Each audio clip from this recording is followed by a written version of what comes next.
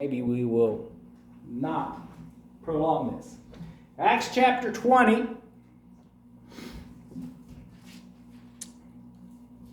I'm going to read verses 7 through 12. And on the first day of the week, when the disciples came together to break bread, Paul preached unto them, ready to depart on the morrow, and continued his speech until midnight. And there were many lights in the upper chamber, where they were gathered together. And there sat in the window a certain man, a young man named Eutychus, being fallen into a deep sleep. And as Paul was long in preaching,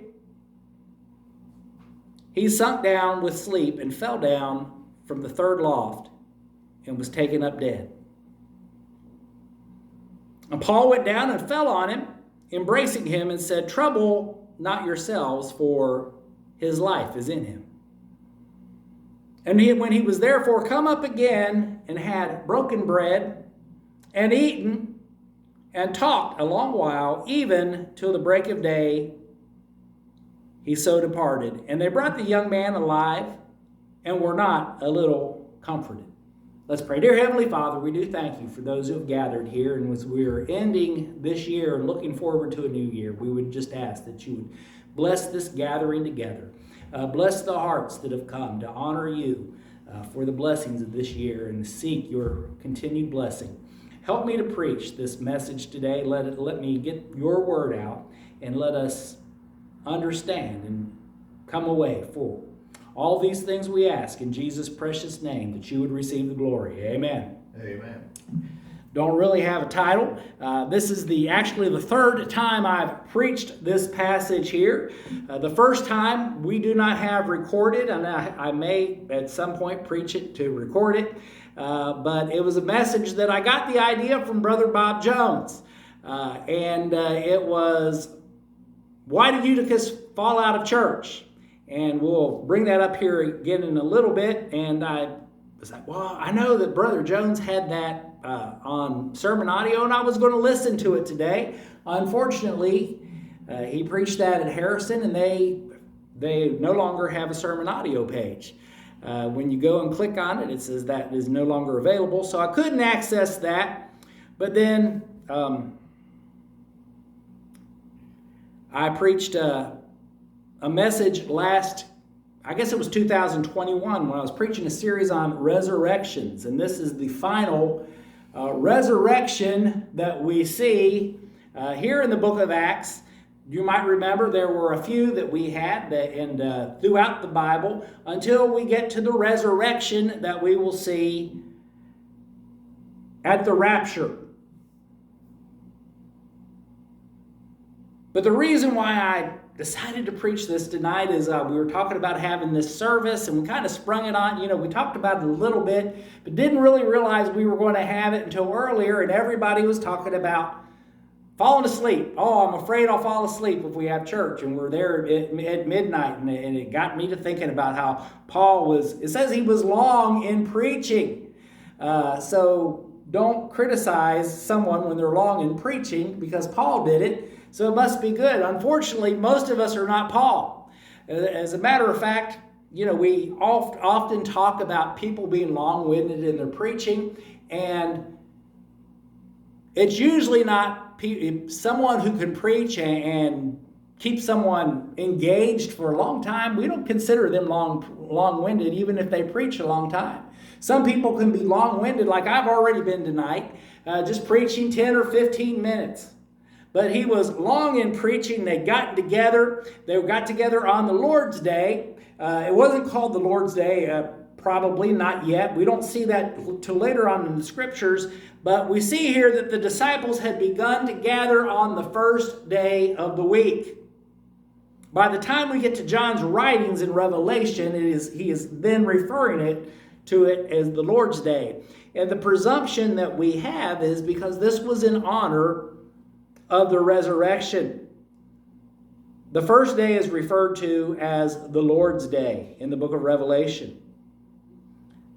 Now, for a time, the disciples would continue to go on the Sabbath and evangelize in the synagogues on the Sabbath day. They would go in because that's when the Jews would gather. They would read it from the scriptures, and the disciples would go and try to present the gospel, showing from the Old Testament scriptures how Jesus was the fulfillment of those scriptures. But even the Sabbath, Jesus was the fulfillment of, and that's why we no longer celebrate the Sabbath day.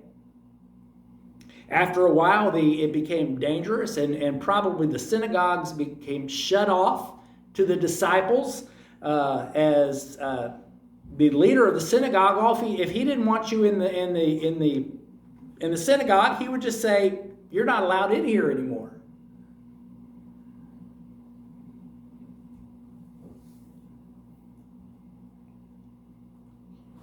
But never is Sunday referred to as the Sabbath day in the scriptures. Now, a lot of people say, "Oh, we're here on the Sabbath day, on a Sunday." That is a misconception. Now, I mentioned Brother Bob Jones, and his sermon was, "Why did Eutychus fall out of church?" Do you remember, anybody remember what the answer was? He was more out than in. He was more out than in. As they were gathered together and they were having fellowship and they were eating, who's looking forward to eating tonight? We're looking forward. They gathered together. They were eating. They gathered together. Matter of fact, when you look at the scriptures and you study what they did, their practice was on Sunday. Not only did they meet on Sunday, it was Sunday night, Sunday evening when they gathered together.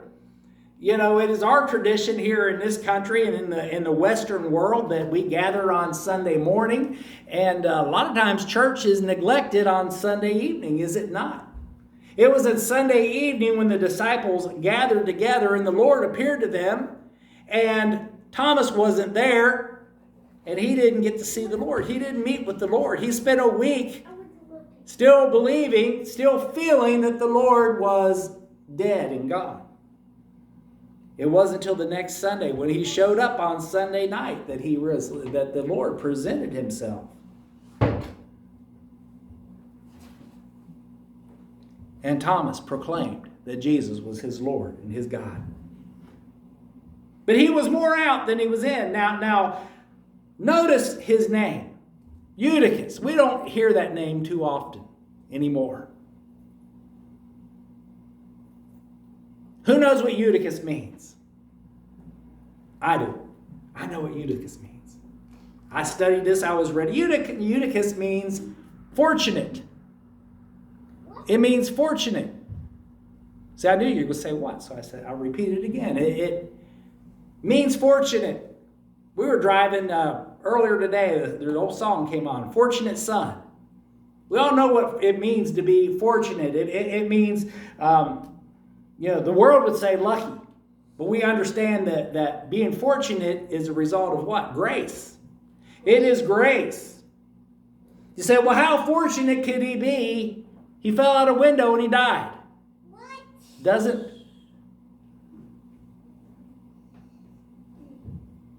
It doesn't make much sense, does it? Well, he fell out a window and he died, but there was someone there who was able to restore him to life. To give him life. That's what grace is it not? That God, by his grace, has given us life. He was fortunate to be a child of God. Nowhere in the scriptures is there anything that shows that Eutychus lacked salvation when they met there. He was there for the right purpose. He was there with the right people. And he was there to hear the preaching of the Word of God. It just got a little late for Eutychus. It's understandable because many times the spirit is willing, but the flesh is weak. In my younger days, when I was first preaching, you'd hear all these stories, and you get offended when you see somebody nodding off. How dare they nod off while I'm preaching the Word of God? People are made of flesh. People get tired. I remember our old church, there was this older gentleman, and he'd be a young guy here, but he was an older gentleman. And he would nod off while I was preaching. Of course, they do it all the time at the nursing home. I tell you what, a lot of those sermons I preached at the nursing home, it was the grace of God that allowed those people to fall asleep so they didn't have to hear it all. But anyway, he was fortunate because he was a child of God. We are all a child of God by grace. We are a child of God because God has looked down upon us and has given us the measure of faith that we needed to trust in Jesus. He was fortunate to be in the Lord's church. Not only to be a member of the Lord's church, but to be in that house, to be in that gathering, to be with those people, to be among those people. I think we neglect many times what a blessing it is to be a member of one of the Lord's churches. To be, and we take for granted the gathering together. We take together the blessing it is to know other Christians and to share our blessings, our concerns, our burdens with each other. He was fortunate to hear the preaching of Paul. I said, when I was younger, I would take offense. I'm up here preaching the gospel, and they're falling asleep, or they're looking bored, or they're distracted, or they're, and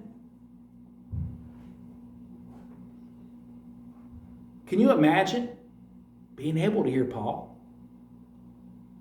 I don't know if you remembered, when Brother Jones was here for my birthday, I talked about how when these Brother Jones and these other men that were coming, when I was young, when I was Kyrie's age, when I was a little bit older, it was like, wow.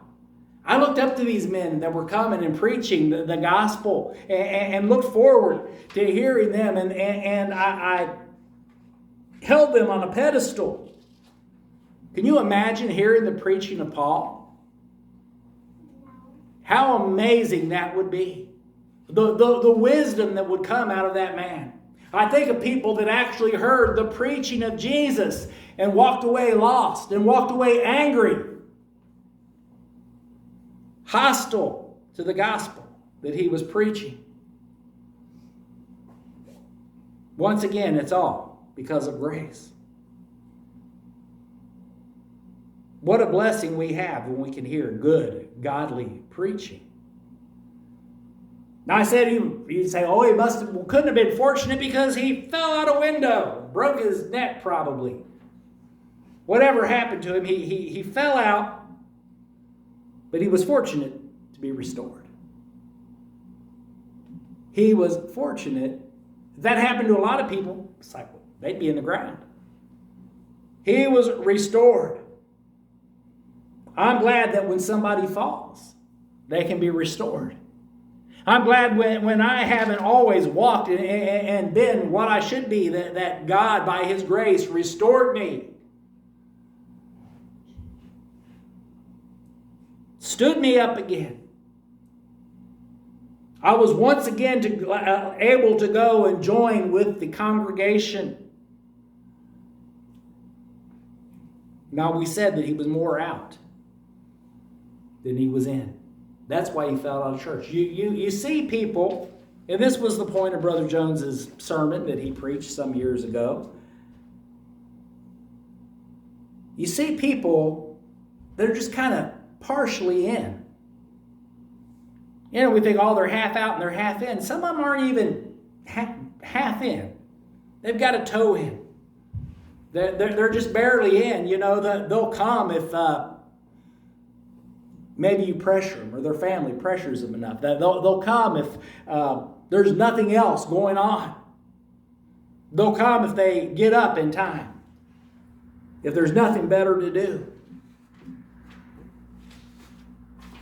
Spurgeon had a sermon, and basically the people will be here as long as the circus isn't in town. Here in this day and age, we've got plenty of circuses to keep us out of church, don't we? We've got all kinds of things to keep us occupied. And eventually people just stop coming because they're just partially in. They're not involved. They're not busy in the Lord's business. They're busy with everything else. And then they're too busy to pray. They're too busy to read their Bibles. They're too busy to come to church. And then they're out. They fall out. He was positioned at a distance. Now, they were in the upper chamber. He was in the third loft, and I don't know exactly how the building was configured, but it sounds like he had distanced himself from the preaching of God. He was at a place where he was not involved in what was going on.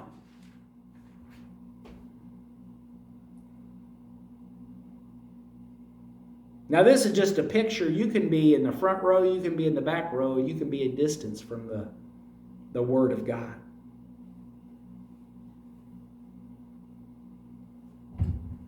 But usually when you think of this metaphorically, perhaps he came in and he sat close up. And as the night transpired and things went a little longer, he got further and further and further from the preaching. And finally, he's hanging out in the window in the third loft.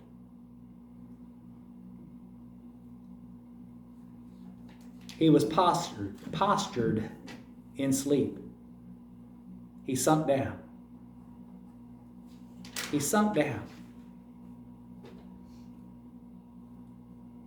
Our position and our posture a lot of times affects our walk with the Lord. And finally, he was pictured as dead. Now, this was before he was actually dead. He was asleep. You ever see somebody sleeping and you think, are they dead? Are they dead? I remember one time I was at work, and me and a co-worker, we were doing a portable x-ray on a man, and he was labored breathing. He was breathing hard, and he was out of it, and the monitor was bleep, bleep, bleep, bleep, and we did the x-ray, and as we got done with the x-ray, all of a sudden, there was no bleep on the monitor. And I looked at the man. He wasn't doing any of that anymore. And I looked at my coworker and I said, call code blue. And she went over and took the lead and put it back on his chest. And it went bleep, bleep, bleep, bleep. He was alive. But you couldn't tell. I remember there was an older doctor that I used to have to bring after I was done working at a particular job. And I have to go into his house and bring films in for him to read and drop those off. And I came in one day and rang the doorbell and knocked on the door. And nobody answered. And I tried the knob. And the door was unlocked. And I walked in. And there he is in the chair. And I called his name. No response. Called his name again. He went, oh, what? There's sometimes it's hard to tell if you're asleep or if you're dead. There are people that are sleeping through our services, not literally. They're present, but they're asleep. God uses that analogy quite a bit. You remember in the Song of Solomon? And the bride was there, and she was in bed, and the bridegroom was calling to her to come and open the door. She said, no, I'm ready for bed. I'm ready to sleep. And she didn't answer the door. And when conviction got upon her, she opened the door, and he was gone.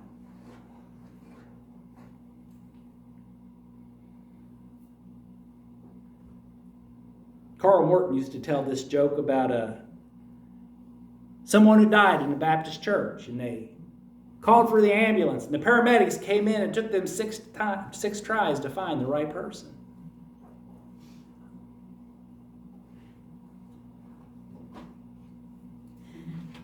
He was asleep, but the next step was what? He was dead. He was dead.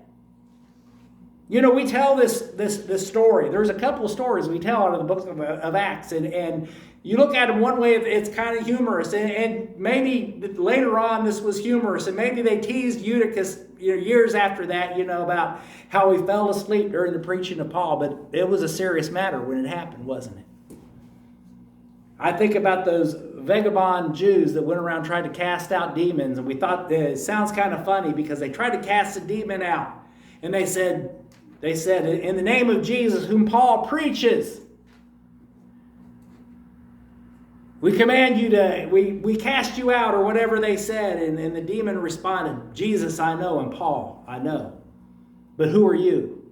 And he beat those 6 brothers up, and they went away running. It's a serious thing to be sleeping in church, because the next step is death.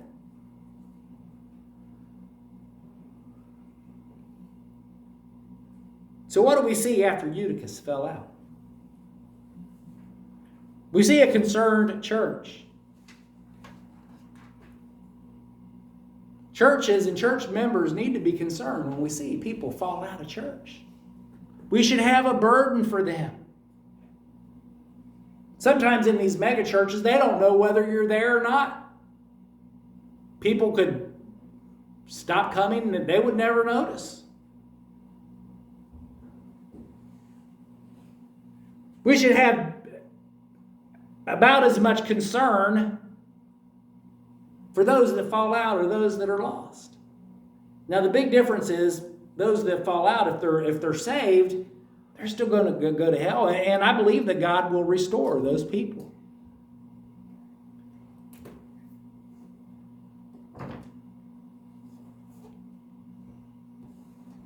We see a coming to where he was. They didn't just leave him laying there. They went to him. He was laying there dead. A lost person is dead. We need to go to the lost person. We hope the lost person shows up to us. Do we not? Same way with a backslidden person. They are in the same condition, maybe not eternal condition, but they are just as someone who has died. That's why the Bible says treat them like they were a heathen. We see the capable Christian Paul came. He fell upon them. He embraced them. One of the commentators that I was reading compared him to Elijah and Elisha, and that's how they did. They came and they embraced that person, and they showed love for that person. And we see a comforted church. It says they were not a little comforted. They were comforted at the restoration of Eutychus. There was concern, but then there was comfort. It's coming back. And then we see a continuation of fellowship. I like what old Paul, people debate on whether the Baptist or the Lord's churches or not. Paul went out and said, shook him, hugged him, restored him. They said he went back to eat. That's a Baptist thing to do. Everybody in here, I think, raised their hand a little while ago and said, yeah, who's looking forward to eating? It's a Baptist thing to do. They had fellowship together, and they had fellowship with Eutychus.